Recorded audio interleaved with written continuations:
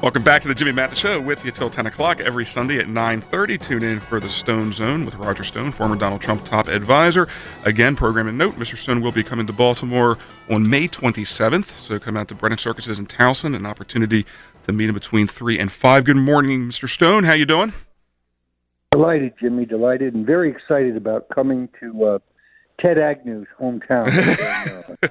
Looking forward to hosting you. It'll be a good time. A lot I want to get to you with today. Let's just start out with, obviously, the conversation of the weekend. Donald Trump, 100 days in office yesterday. Sort of just your personal assessment and also your assessment of the media and the way it's been reported. I think he's had an extraordinarily successful 100 days, despite what you might read in the media. Given that he has a recalcitrant political establishment in Washington, in both the political process, the Congress, the media opposing him, he's actually made extraordinary strides, passing more legislation in the first 100 days than any president in modern history. More legislation, I think, the only president to get a Supreme Court justice confirmed in the first 100 days since 1881. Strong appointees in places like FTC, FCC, EPA, beginning to roll back some of the job-killing regulations. But I think we both understand you can neither declare his presidency a massive success or a failure in 100 days. It took much longer than 100 days to get America in the trouble that it's in today. It's going to take a lot longer than 100 days to reverse that trend. On the 100-day marker of his administration, also the White House Correspondents Dinner at the Washington Hilton yesterday, Donald Trump breaking precedent, not attending that, instead holding a rally out in Pennsylvania. Smart of him to avoid that, or do you think he should have gone? No, I think it was brilliant. It reduced the White House Correspondents' Dinner to being a nothing burger. This was normally, as you know, a kind of an elitist establishment circle jerk in which the president had to sit there while reporters insulted him, and he had to pretend like he was enjoying it. Not Donald Trump, stealing a page from Richard Nixon and also Ronald Reagan, both of whom decided to pass rather than to sit there and be abused. I think he made the event irrelevant. And as far as this MC is concerned, whose name I can't really pronounce, this guy isn't funny, which for a comedian, I guess, is kind of bad news. Right, especially when that's what you do for a living. Look, that's a tough room. Allegedly. It's a tough room to play to.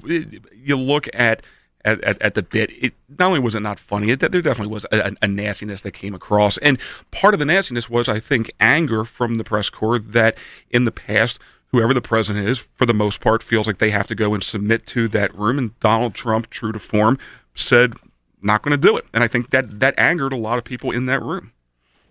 I've always believed, based on my own conversations with the president, that the White House Correspondents' Dinner, in which Barack Obama mocked him, and he kind of had to sit there and take it, was a seminal moment in his decision-making process to run for president. In this case, perhaps Obama, the Democrats, got what they had wished for. And perhaps they regret it. But by going to Pennsylvania, first of all, the symbolism of going to Pennsylvania, a state really where Donald Trump broke the back of the Clinton campaign because Pennsylvania was pivotal. They both had to have it to win. It's a state that Mitt Romney and John McCain lost, a state that is certainly not considered red in any way, but his inroads among working-class white Democrats in the western part of the state allowed him to break through and become president. So it was very fitting that he chose to go there. It also shows you the awesome power of the bully pulpit. The news is where the president is. Sure. The president can change things. He has enormous ability to change the narrative and change the focus, and I think the president is realizing that more and more. Talking to Roger Stone, former Donald Trump top advisor. Roger, we have a 1-week continuing resolution on the budget. I'm not sure what changes over the next 7 days, but not out of the woods on a possible government shutdown. You know what's interesting about this? Back when President Obama was at 1600 Pennsylvania Avenue, if there was a government shutdown, it would have been the fault of the Republicans. Now there's a Republican president. If there's a government shutdown, the way it's being framed and spun, it's going to be the fault of the Republicans. Was it a mistake for him to get off of this wall thing? Good politics, and what do you think the next week looks like when it comes to negotiating the budget? I think it's essential for the holding together the president's own coalition that he stick to his guns across the board, even on the budget questions. It's very interesting to see this Washington Post ABC poll recently that showed that 96% of Trump voters said they'd vote for Trump again, whereas Hillary Clinton's number had dropped to, I think it was 83, not an insignificant difference. That means if the election were held again tomorrow, despite the fact that the president's taken a beating from the mainstream media since his election, it still would have come out the exact same way. I've always believed the president only suffers not when he tries and fails, but when he stops trying. The key here is to continue to fight for the key aspects of your agenda, and your voters will never blame you for failure. They'll only blame you when you quit. Right. Let's take the travel ban. So the president has put forward a travel ban twice. You've had two federal judges exceed their authority and overrule it. He only loses on this issue if he doesn't fail to try to pass it a third time in a different way. He may have to be innovative, but it's essential that he stick to his agenda. If his agenda either is subsumed by the establishment or if it disappears, well, then this will be a failed presidency. But knowing Trump as I do, I think that's highly unlikely. You know, I think a lot of times there's way too much emphasis put on the first 100 days, but a caller made the remark that the first 100 days is sort of the honeymoon period, and Donald Trump never really had that. You had the Maxine Waters of the world coming out of the gate demanding for his impeachment before he was even sworn in. So I don't think that Donald Trump really has enjoyed that kind of honeymoon period and where you have some momentum to get things done. He never got a honeymoon, which is really kind of extraordinary. He has had to fight from day one. The resentment of his election has not been erased. The outrage of Democrats has not been erased.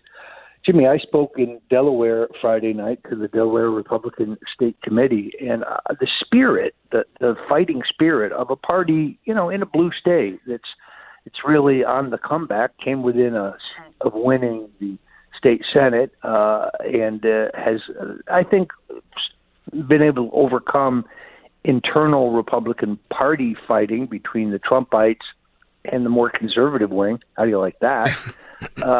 It's a very good sign. The spirit in that room was very impressive. They are committed to the president, committed to his agenda, and I think committed to changing the face of the Republican Party.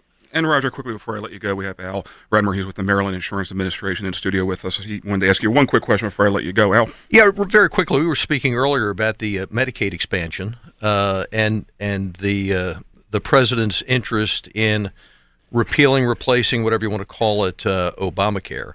A lot of folks that are participating in enhanced Medicaid are those low-income, blue-collar workers that supported the president. How challenging is rolling back Medicaid going to be with that dynamic?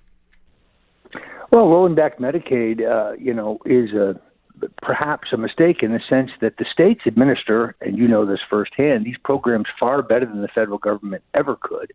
And actually, I think block grants, taking Medicaid money and giving to the states to do this, as was very successful, for example, in New Mexico, is a better way to go than an enormous federal program administered from Washington. I would look more towards providing health care for poor people, for those less fortunate, for those who have less options at the state level, is a far better way to go than Obamacare, which, as we can see, has driven most of these insurers out of the market entirely. Yep. Thank you. Roger, always a pleasure. Looking forward to having you here on the 27th. Roger Stone, former Donald Trump top advisor, also author of your new book, which you'll be signing out at Brennan Circus's. Name of it is?